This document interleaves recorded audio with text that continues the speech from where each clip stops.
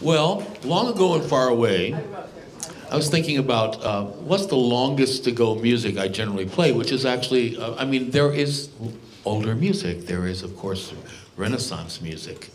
There's music going back to the 14 and 1500s, but this particular instrument didn't really arise until keyboards became popular. And it wasn't really a piano at first, of course. Before we had these, we had organs and harpsichords. So we're talking about the time that we probably call the Baroque. And the Baroque time is basically called 1685 to 1750. Why such specific dates? Because music's evolving like anything else, so it changes gradually through time. But the reason that those dates are considered the limits of the Baroque is that they have basically taken Bach's entire lifetime and called it the Baroque era. So Bach was born in 1685 and died in 1750, so that's become so Bach is really, there are many Baroque composers, you know, there's Telemann, Vivaldi, all these wonderful Baroque composers, Scarlatti, but Bach is really the center of the Baroque movement. He was one of many children in a very musical family. His father was a professional musician. He had brothers who were professional musicians. Both his parents were dead by the age of 10. So he was an orphan in a sense. He lived with his older brother who continued his studies on the organ and other instruments. So Bach started being a musician in churches. Kapellmeister. He would lead the choir and play for churches, and thus started writing for churches, which continued throughout pretty much his entire career. He went from church to church, often getting fired, by the way, because he was pretty persnickety. He had 2 wives. The first gave him 7 children. The second gave him 13 children. So he had 20 children. Yes, and there's an old joke. Why, you know, of course, why did Bach have 20 children? No stops in his organ. You know, but the old joke. But you know, music school jokes. But Bach was he had many children. Carl Philipp Emanuel Bach and Johann Christian Bach. Many of his children also became musicians. So it was a household full of constant music. Baroque style has some elements in it. I've talked about some of these before. We're going to talk about some of the elements that make the Baroque style. First of all, there's a clarity of line. If we were to start with the first prelude from the Well-Tempered Clavier, I'll talk about that in a minute, but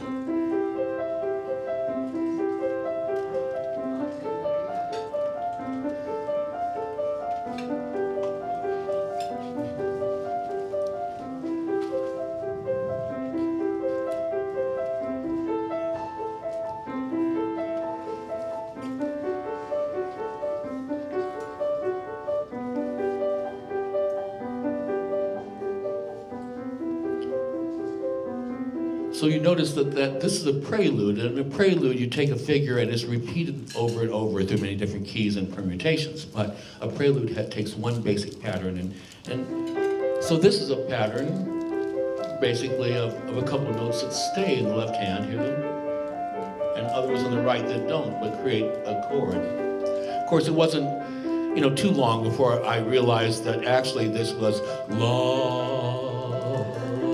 Look at the 2 of us, strangers in many ways.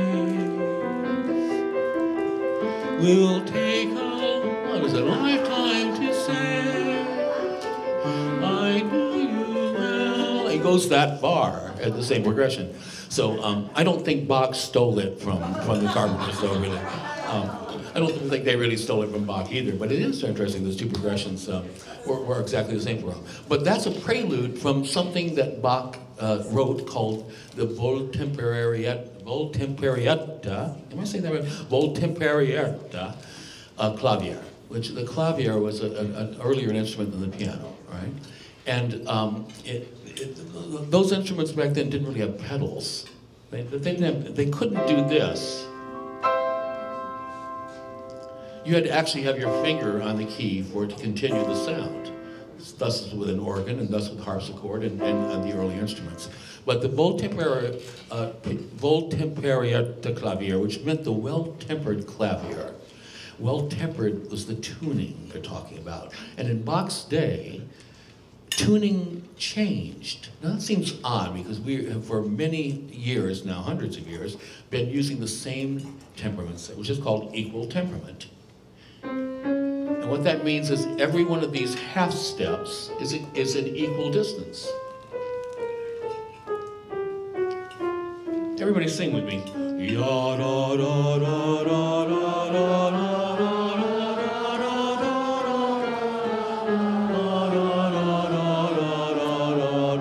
And that small distance of the half step is the core of our musical relationships because, you know, if you put two of them together, you get a second. And three of them together, a minor third. And four of them, a major third. And five of them, a perfect fourth.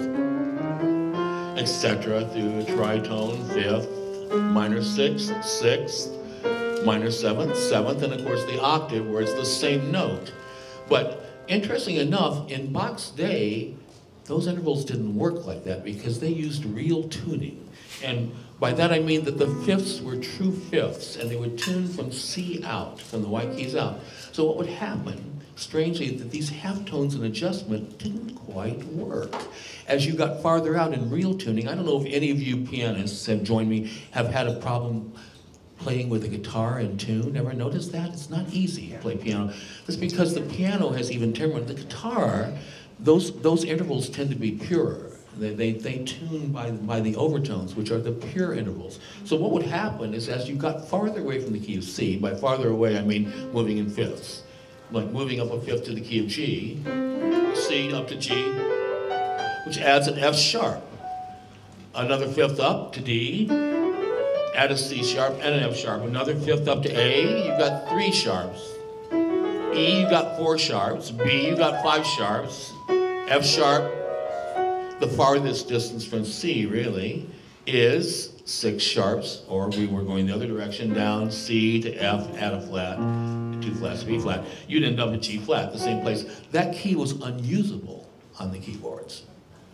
Couldn't be played because the intervals by that time were so out of tune. By the time you used real temperament to reach those tones, those notes were so out of tune in that key you couldn't really play. It didn't sound right.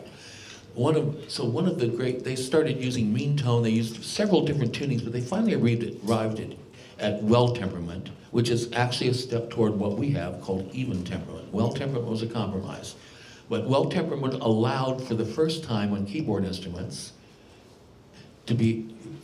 for pieces to be played in any key. And Bach set out to prove this by writing the well-tempered clavier. So he wrote this prelude in C major, and he wrote an accompanying fugue.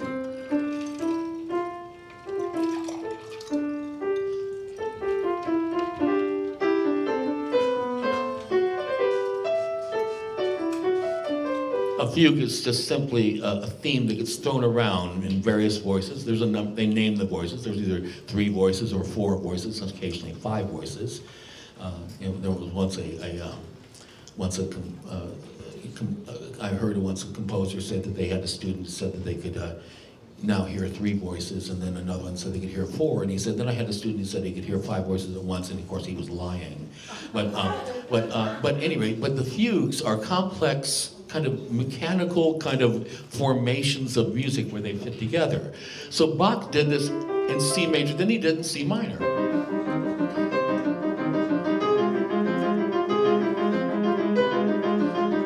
Once again, a prelude.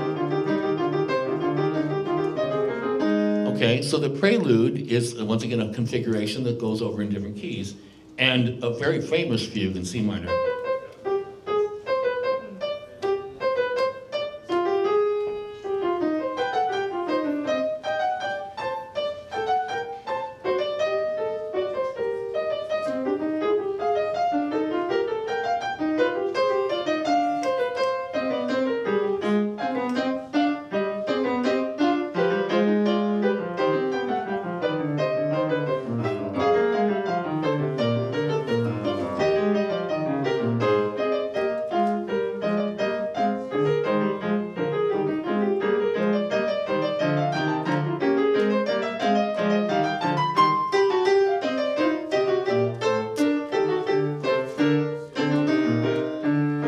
etc. So the C minor fugue, well, no. So the C minor, I'm just showing you the fugue. But then, of course, from C and C minor, we went up to the next half step, D flat.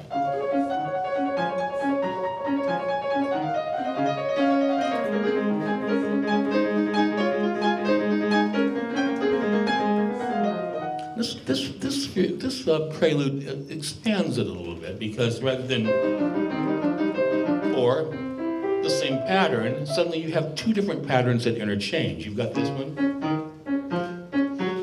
the hee-haw pattern, right? Hee-haw, right? Or the hoppity-toad pattern, right? And you've got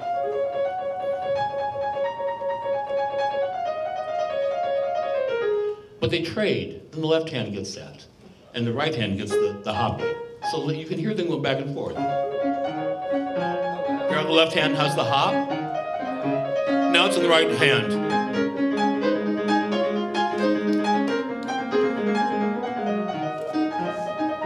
Have to concentrate.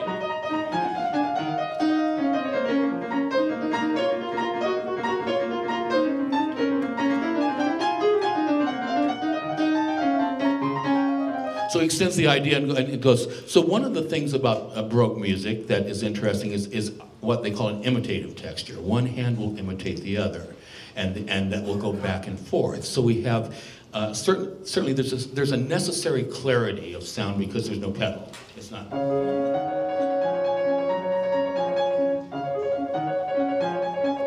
So the clarity is very important, but also the imitation of the two hands, and then of course articulation becomes different because some people might go,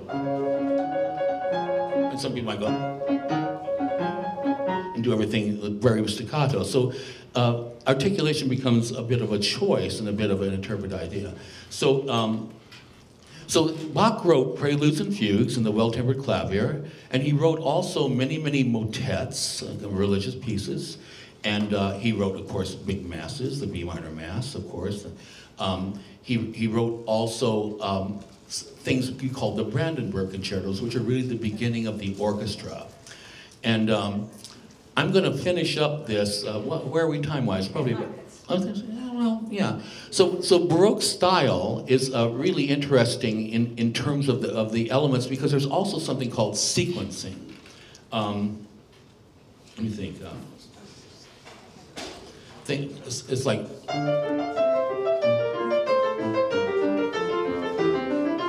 I'm just making that one up, but you know.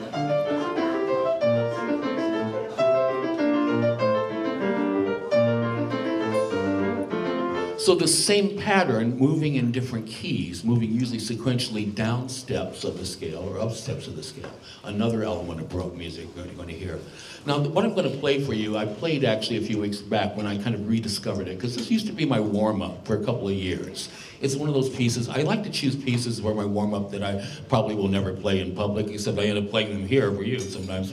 But I choose pieces like, I used to warm up in the Brahms B-flat concerto. That's because I'm never going to play the Brahms concerto with an orchestra.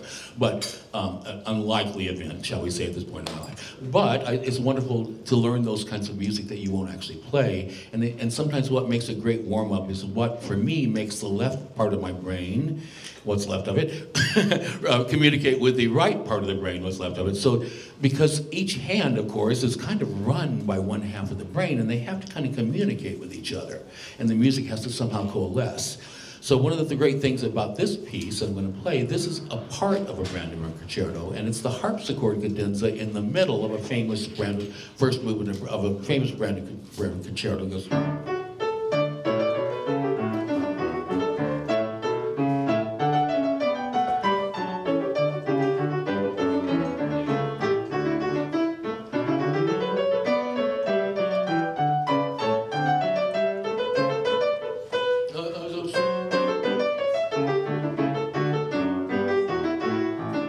And then the flute comes in.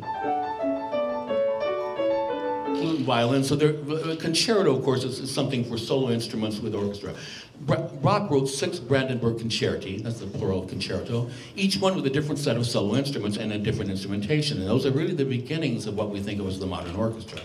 But this appears towards the end, and this particular concerto is for flute, violin, and harpsichord. They are the solo instruments. And of course the harpsichord is his double doing, because he's also like a jazz player, playing the chords. So that while the strings are going, and the bass is going, right? The harpsichord's going.